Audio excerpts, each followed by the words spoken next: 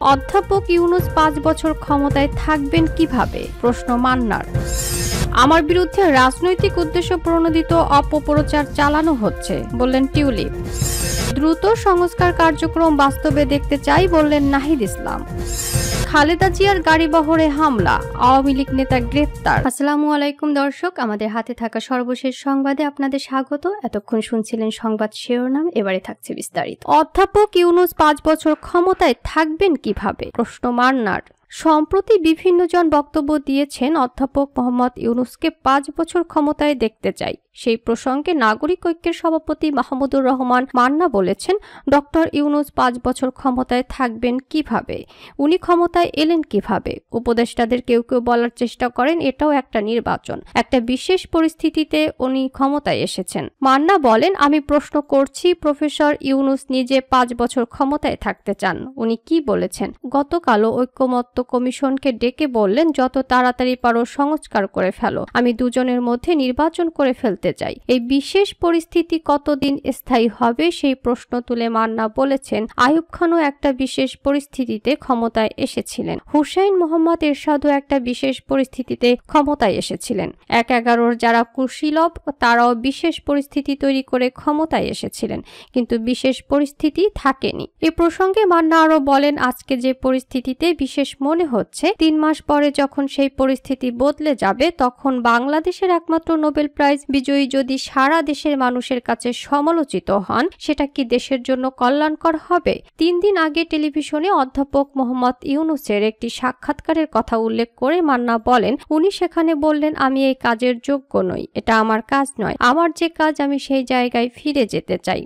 আমি জানি না কারা এই বিশদ লেখালেখি করছেন, কারা এত বেশি করে কথা বলছেন, মানুষের কানে দেবার চেষ্টা করছেন যে ভোটের দরকার নেই, ডক্টর ইউনূসকে আরো ৫ বছর চাই। তারা কি একবারও ভেবে দেখেছেন এরকম জনপ্রিয় নেতাদের অপ্রিয় হয়ে যেতে ১ বছর সময় লাগেনি? নাগরিক ঐক্যের সভাপতি বলেন, যদি তাকে ক্ষমতায় রাখতে চান তাহলে বলেন তিনি একটা দল করুক, ভোট করুক, অতি জনপ্রিয় থাকলে সবাই মিলে ভোট দেন, আবার ৫ বছরের জন্য উনি ক্ষমতায় আসুক। আর যদি উনি ভোট না করেন তাহলে সবাই মিলে তাকে বলেন, যত তাড়াতাড়ি পারেন ভালো একটা ভোট দেন, দিয়ে আপনি সম্মানের সাথেই চলে যান।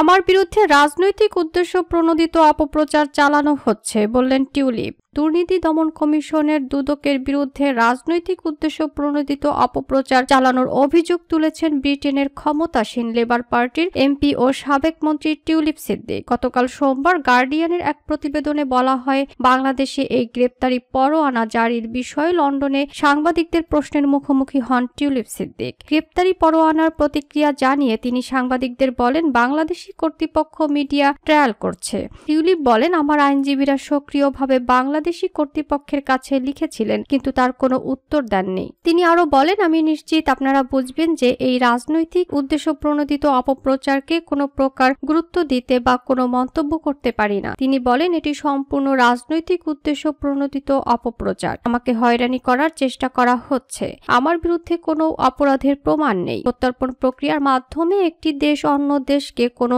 সন্দেহভাজন ব্যক্তিকে তার বিরুদ্ধে গ্রেপ্তারি পরোয়ানা জারি করা হলে বিচারের জন্য হস্তান্তর করার অনুরোধ জানাতে পারে।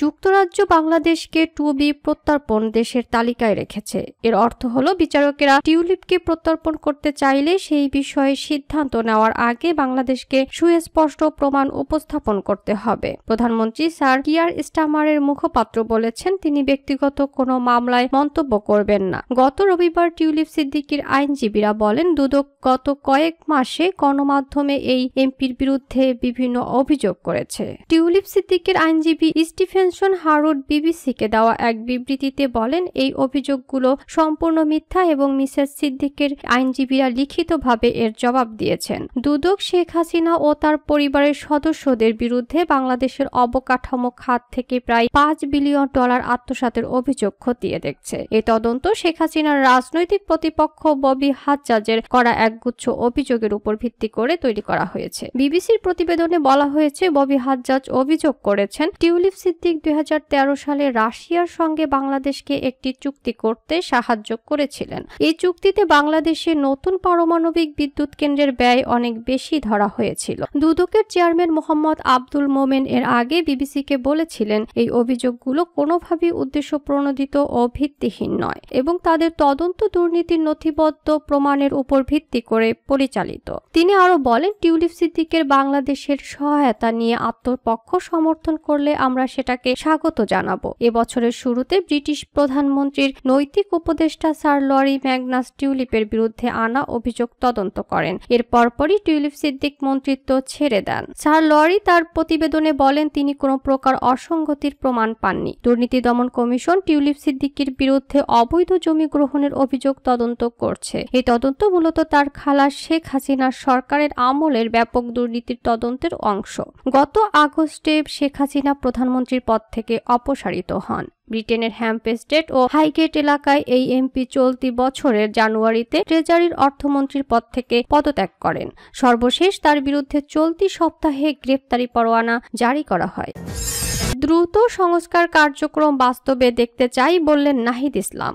জাতীয় নাগরিক পার্টির এনসিপি আহ্বায়ক নাহিদ ইসলাম বলেছেন, দ্রুত সময়ের মধ্যেই আমরা বিচার ও সংস্কার কার্যক্রম বাস্তবে দেখতে চাই। সোমবার রাজধানীর ইস্কাটন রোডে এনসিপি আয়োজিত পহেলা বৈশাখ অনুষ্ঠানে তিনি এসব কথা বলেন। নাহিদ বলেন, নাগরিক পার্টি বর্তমানে বিচার কাঠামোগত সংস্কার ও গণপরিষদ নির্বাচনের বিষয়ে রাজনৈতিক এজেন্ডার কেন্দ্রবিন্দু হিসেবে গ্রহণ করেছে। এই নেতা বলেন, আমরা সরকারের কাছে বিচার ও সংস্কার কার্যক্রমের একটি রোডম্যাপ চেয়েছি, যাতে এগুলোর মাধ্যমে গণপরিষদ ও আইনসভায় অগ্রসর হওয়া যায়। তিনি আরো বলেন, এবার প্রথমবারের মতো হাসিনা মুক্ত ফ্যাসিস্ট মুক্ত বৈশাখ উদযাপন করতে পারছি।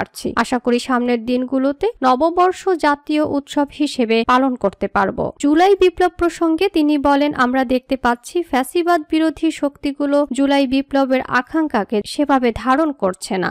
অথচ আমরা তখনই বলেছিলাম এটি কেবল কোনো ব্যক্তির পরিবর্তনের জন্য নয়, বরং একটি নতুন রাজনৈতিক বন্দোবস্ত প্রতিষ্ঠার আন্দোলন। নাহিদ বলেন, গণ অভ্যুত্থান কেবল দল বা ব্যক্তির বিরুদ্ধে নয়, এটি রাষ্ট্রের আমূল কাঠামোগত পরিবর্তন, মানুষের ন্যায় বিচারের অধিকার এবং একটি ইনসাফ ভিত্তিক সমাজ প্রতিষ্ঠার জন্য আন্দোলন।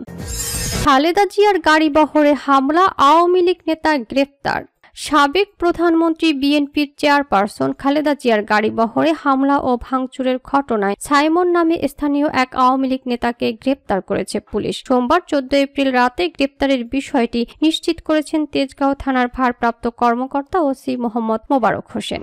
তিনি বলেন, সোমবার সন্ধ্যায় কারওয়ান বাজার এলাকা থেকে অভিযুক্ত সাইমনকে গ্রেপ্তার করা হয়। বিএনপি চেয়ারপারসনের গাড়িবহরে হামলা ও হত্যা চেষ্টা মামলায় তেজগাঁও এলাকায় স্থানীয় এই আওয়ামী লীগ নেতাকে মঙ্গলবার আদালতে সোপর্দ করা হবে। এর আগে বিএনপির চেয়ারপারসনের গাড়িবহরে হামলা ও হত্যা চেষ্টা মামলায় গত 6 এপ্রিল মতিঝিল থানা আওয়ামী লীগের সাধারণ সম্পাদক সাব্বির হোসেনকে গ্রেপ্তার করা হয়। 2015 সালের এপ্রিল মাসে কারওয়ান বাজারে এ হামলার ঘটনা ঘটে। তখন ঢাকা উত্তর সিটি কর্পোরেশনের মেয়র পদে নির্বাচনী প্রচার চলছিল।